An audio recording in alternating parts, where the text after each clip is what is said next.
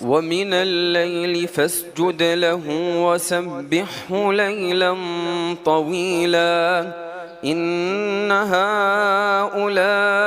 يحبون العاجلة ويذرون وراءهم يوما ثقيلا نحن خلقناهم وشددنا أسرهم وإذا شئنا بدلنا أمثالهم تبديلا إن هذه تذكرة فمن شاء اتخذ إلى ربه سبيلا وما تشاءون إلا أن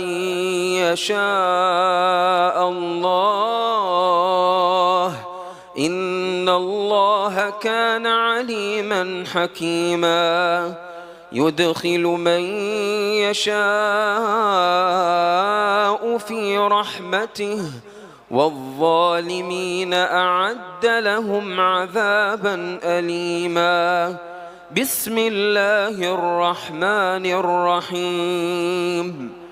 والمرسلات عرفا فالعاصفات عصفا والناشرات نشرا فالفارقات فرقا فالملقيات ذكرا عذرا أو نذرا إنما توعدون لواقع فإذا النجوم طمست وإذا السماء فرجت وإذا الجبال نسفت وإذا الرسل أقتت لأي يوم أجلت ليوم الفصل وما أدراك ما يوم الفصل ويل يومئذ للمكذبين ألم نهلك الأولين ثم نتبعهم الآخرين كذلك نفعل بالمجرمين ويل يومئذ للمكذبين ألم نخلقكم من ماء مهين فجعلناه في قرار مكين إلى قدر معلوم فقدرنا فنعم القادرون ويل يومئذ للمكذبين ألم نجعل الأرض كفاة أحياء وأمواتا وجعلنا فيها رواسي شامخات وأسقيناكم ماء فراتا ويل يومئذ للمكذبين انطلقوا إلى ما كنتم به تكذبون انطلقوا إلى ظل ذي 3 شعب لا ظليل ولا يغني من اللهب إنها ترمي بشرر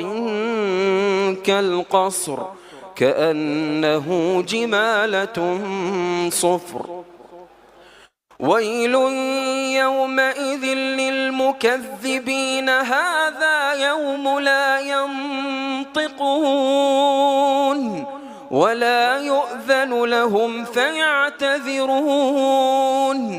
ويل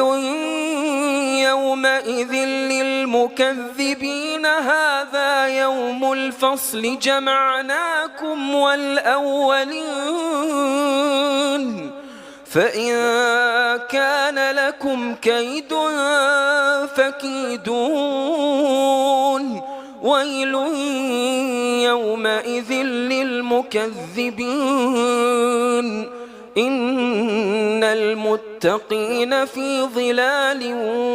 وعيون وفواكه مما يشتهون كلوا واشربوا هنيئا بما كنتم تعملون إنا كذلك نجزي المحسنين ويل يومئذ للمكذبين كلوا وتمتعوا قليلا إنكم مجرمون ويل يومئذ للمكذبين وإذا قيل لهم اركعوا لا يركعون ويل يومئذ للمكذبين فبأي حديث بعده يؤمنون.